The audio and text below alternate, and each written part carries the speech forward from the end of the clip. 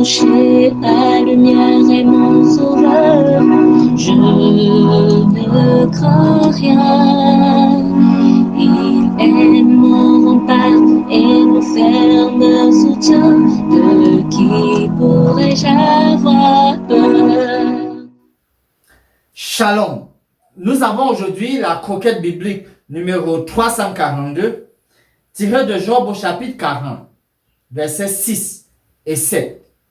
Il est écrit: L'Éternel répondit à Job du milieu de la tempête et dit: Saint terrain, comme un vaillant homme, je t'interrogerai et tu m'instruiras. Dieu parle depuis le début du chapitre 40. En fait, même dans les précédents chapitres, il a parlé. Job a jugé inopportun, inutile de répondre. Il a préféré dire qu'il va garder le silence. Dieu continuera avec son même style de questionnement.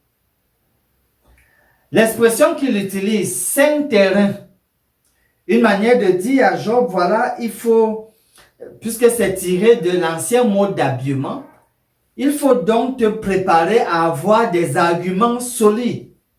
Prépare-toi bien. Sois bien fort et prêt pour soutenir tes points. Mais ce qui est quand même surprenant, c'est que dans le verset précédent, Job a bien dit qu'il préfère mettre sa main sur la bouche pour dire qu'il garde le silence. Et je me suis demandé, pourquoi est-ce que Dieu insiste encore ici pour dire, je t'interrogerai, tu m'instruiras. Pourtant, Job a déjà dit, that's fine, ça va. Moi, je mets la main sur ma bouche, je reste tranquille, c'est le silence. Pourquoi Dieu insiste? Alors, il nous souvient que dans une des méditations longtemps avant que nous avons vues, Job avait pratiquement accusé Dieu d'injustice. Et donc, Dieu estime que, même comme dans le passage précédent, Job a dit, il préfère mettre sa main sur la bouche, donc pour dire le silence, ça ne convainc pas encore, ça ne donne pas encore la preuve que Job reconnaît avoir eu tort de le dire. C'est pour cela que Dieu relance encore. Parce que clairement, il faudrait que Dieu se rassure si Job a vraiment compris ou alors il décide juste de faire profil bas, se taire, simplement, mais sans en avoir la conviction profonde. Cela nous amène à comprendre que souvent il nous faut relancer les patients, les malades, il y a un certain nombre de choses que nous demandons, que nous attendons et être patient pour que finalement ils puissent soit revenir à de meilleurs sentiments, soit dire quelque chose qui montre leur réceptivité. En guise donc de promesse basée sur Psaume 139, versets 23 et 24, le psalmiste disait: sonde-moi, ô Dieu, et connais mon cœur. Éprouve-moi et connais mes pensées. Regarde si je suis sur une mauvaise voie et conduis-moi sur la voie de l'éternité.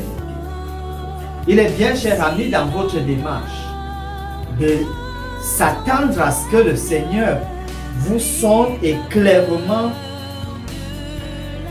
communique cette conviction-là profonde à l'intérieur de votre cœur pour que la marche avec lui ne soit pas hypocrite, mais qu'elle soit sincère, mais qui vient aussi de votre plein gré, de votre volonté profonde de s'attacher à lui. Finissons par ce mot de prière. Père Céleste, nous te donnons la gloire, l'honneur et l'adoration parce que tu es Dieu et que personne n'est comme toi. Tu nous as créés et tu nous connais, même plus que nous-mêmes. Merci d'être patient envers nous. Aide-nous à avoir même juste un peu de ta patience. Soutiens-nous alors que nous faisons de notre mieux pour exercer la patience envers nos proches qui sont malades. S'il te plaît, visite-les et déverse tes miséricordes de guérison sur eux. Nous prions au nom de Jésus-Christ. Amen. Âme espère en l'Éternel, mon âme espère en l'Éternel, qu'un chant s'élève au Dieu du ciel, qu'un chant s'élève au Dieu du ciel, mon âme espère en l'Éternel, mon âme espère